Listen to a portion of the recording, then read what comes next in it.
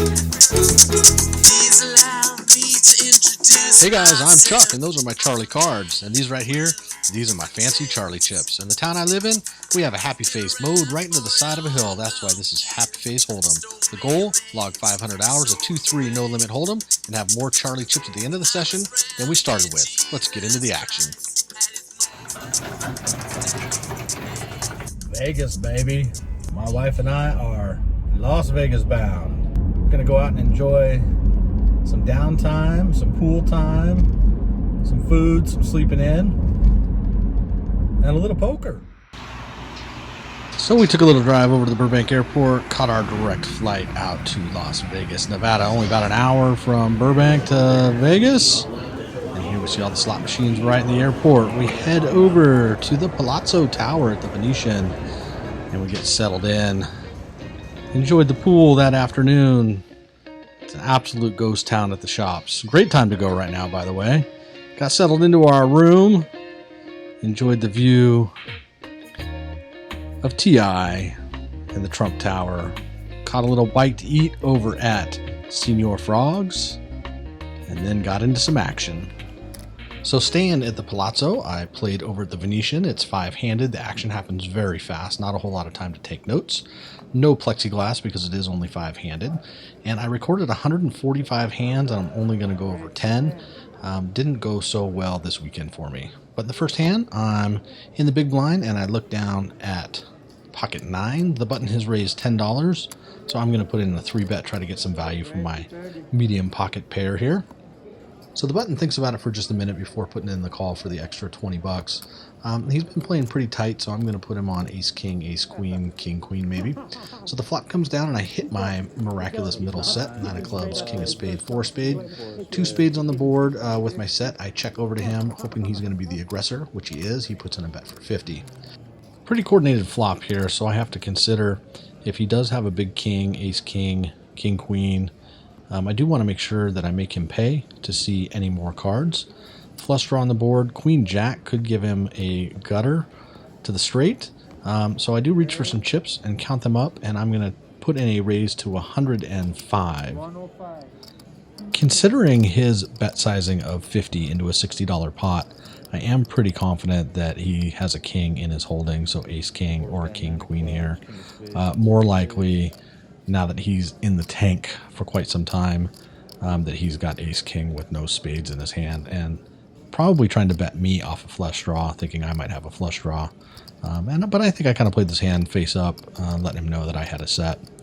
So anyways, while he's in the tank, I do want to mention no plexiglass here. Everything's being sanitized really good, and they're still running drinks to the table. So we felt very safe in Vegas, and this was the weekend of July 10, 11, and 12 that we were out there. The shop areas were an absolute ghost town.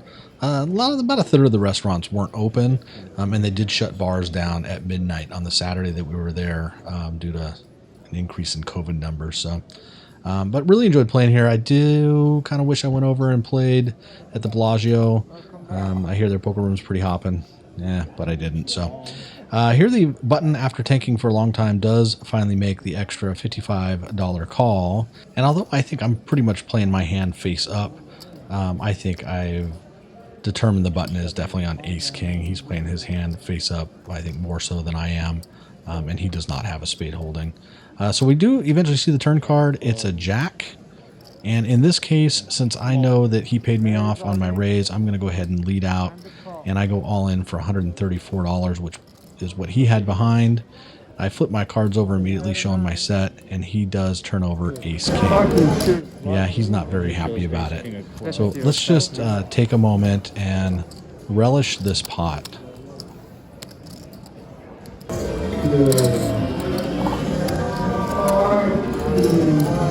he wasn't very happy at all. He had just lost a couple big hands, and I just felt it him. So a lot of players were playing really tight. You know, I think it's really hard 5-handed when you're getting dealt so many cards, and I think I maybe played 10% of my hands. So anyways, in this one I look down at pocket kings on the button, and I'm happy to put in a small raise here to 17. I was trying to find the right bet sizing at this table to not scare everybody off. Wanted to keep some action in. So in this case, the blind folds. Under the gun folds. Cut off. Thinks about it for just a second. He says, if I take $5 back, that he'll gladly call. So I take 5 back. And of course he mucks, and I show the pocket king. So nothing to be made here. Kind of the problem with being 5-handed. When you got good cards, you got to hope somebody else has something playable. I don't want to give away the ending to the story, but I am down for the weekend. Alright, I missed recording the pre-flop action on this one, but I have pocket 5s, and I'm going to call the big blinds bet of $12, and the player on the button calls as well. So 3 ways to flop with 36 in the pot. I missed my set on the king 3-6 flop with 2 hearts. Big blind checks, and again I check because I have no set. When the turn comes an ace of diamonds, the big blind and myself check, and the button's going to throw out a 3/4 pot size bet of $25, which is going to allow the big blind and myself to get out of the way. Alright, I missed the beginning of this one too, but we have a 4-way limp to pot, and I look down at pocket 6s. Flop comes ace 4 queen, totally missing me. Action checks around. Turn is a 9 of diamond, checks around again. When the queen on the river comes, the big blind bets 10, and I'm thinking with my middle pocket pair I might be okay here. I roll over my pocket 6s, and I get the bad news. The villain has the 9, 10 of hearts. So he did make it on the turn, and by checking threw me off, and that's why I'm a bad poker player.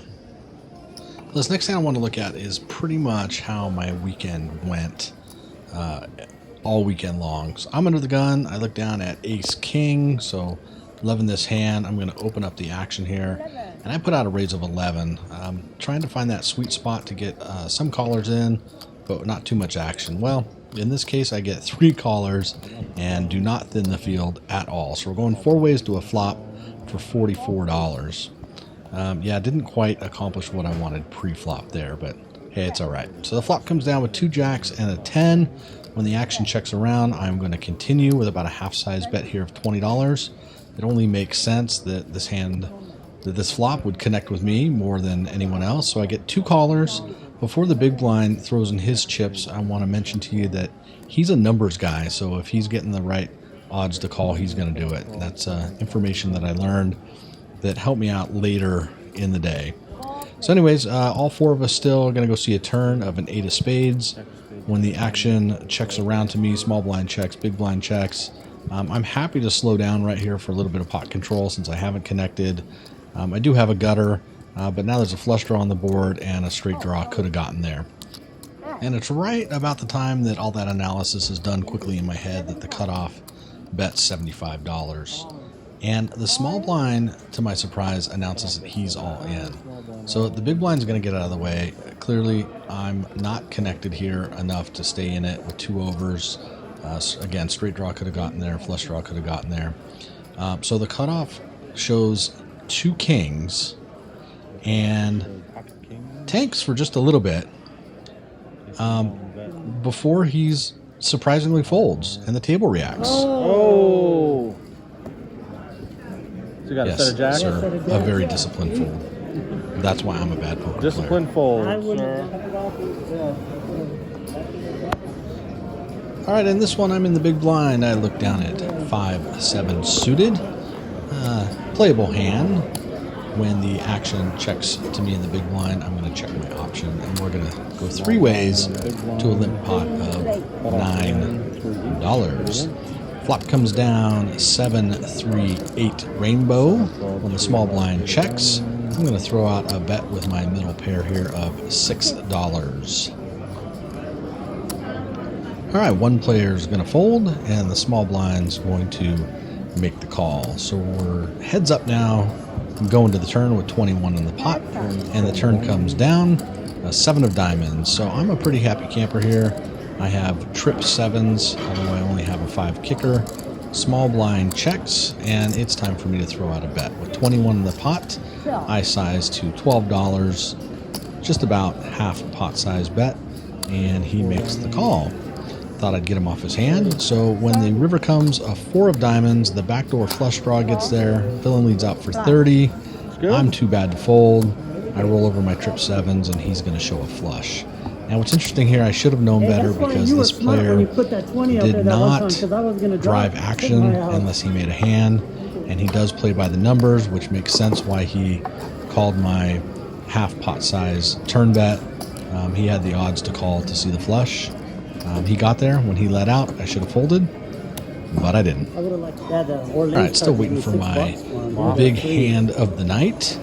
So this one I'm under the gun. First act, I look down at 2 red aces. Gotta love them pocket rockets.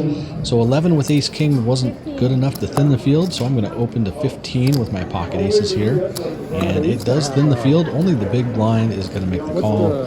So it heads up to a flop with $31 in the pot. Dealer puts down for us king of hearts, jack 4 of diamonds.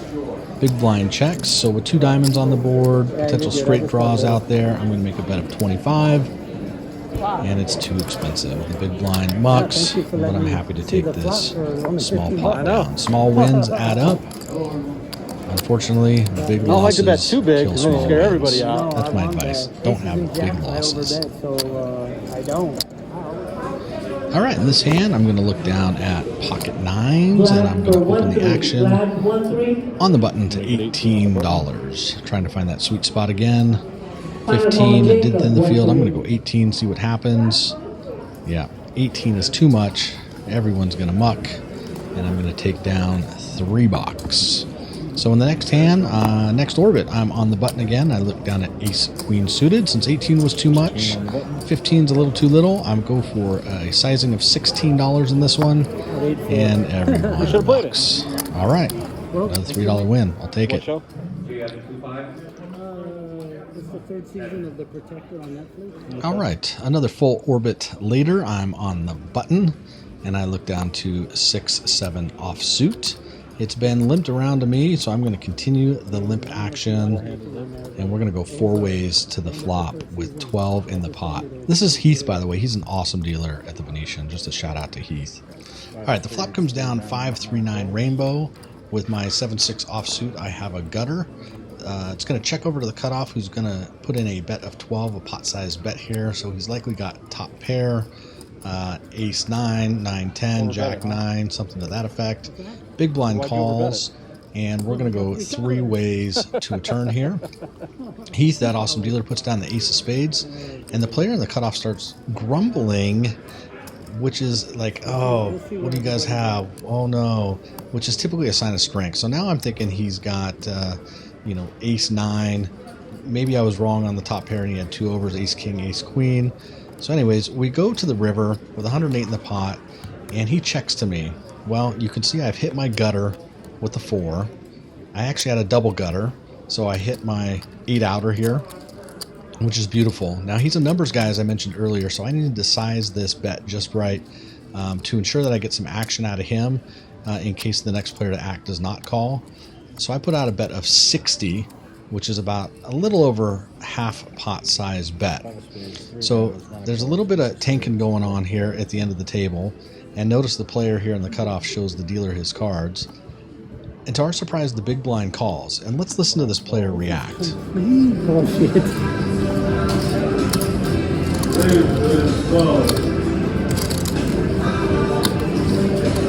That's not right, eh? No, sir. It was a limped pot. And what is it, 60? It is 60. Man, I'm just giving money away.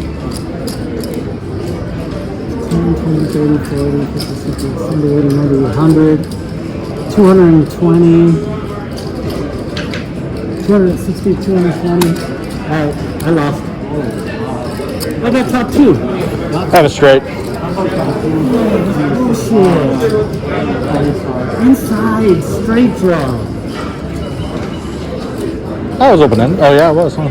Well, I had a No, double gutter. Yeah. So that one works out real well with the big blind calling. He had very good odds to call, like 4-1. So he put in his chips, and I got paid. Loving it.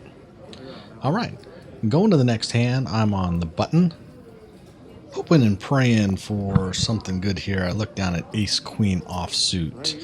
Cutoff's going to open to 13, and because I'm on the button with a big hand, I'm going to put the squeeze on and definitely have to size up and put a raise in here. So I'm going to 3-bet to $30 not quite 3 times his bet. And I want you all to pay attention on how not to play ace queen. So he's going to 4-bet me to 45, which is an odd sizing. But again, this player didn't drive the action unless he had the winner. So I'm immediately thinking aces, kings, or ace king, which I should trust my gut instinct. So when he finally gets off his phone here, he takes a minute to look at the board. He's commenting about, gosh, what did you have that you called my raise after I re-raised you? So he puts out a bet of $50, and I'm going to think about it. Again, my thought process is he 4-bet.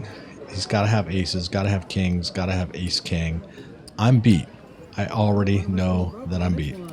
So after going into the tank for just a few seconds, I go ahead and make the donk call of $50.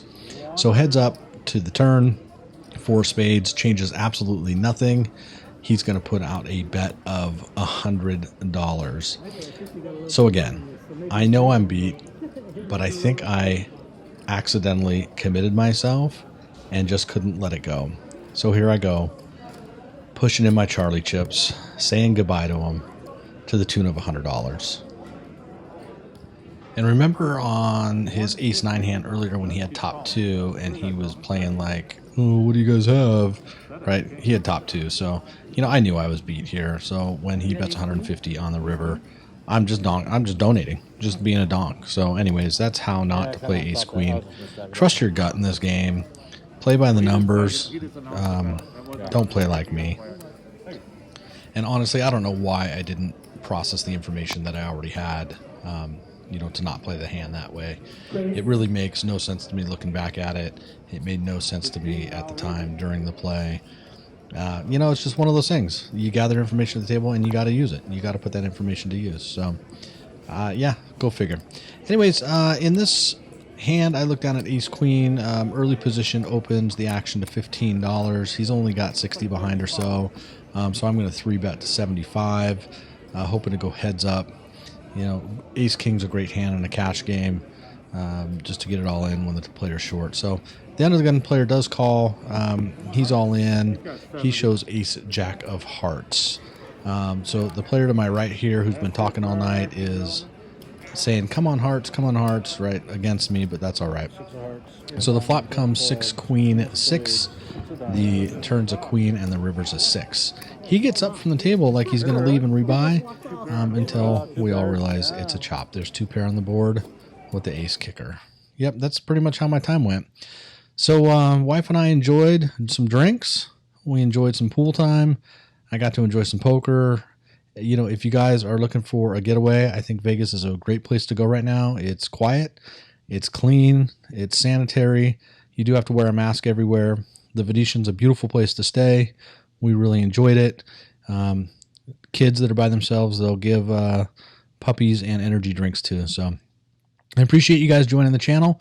Give it a like, give it a thumbs up, give it a subscribe, and I hope to find some live poker. Things are closed here in California right now, but I'll be back to you guys soon. Thanks for watching.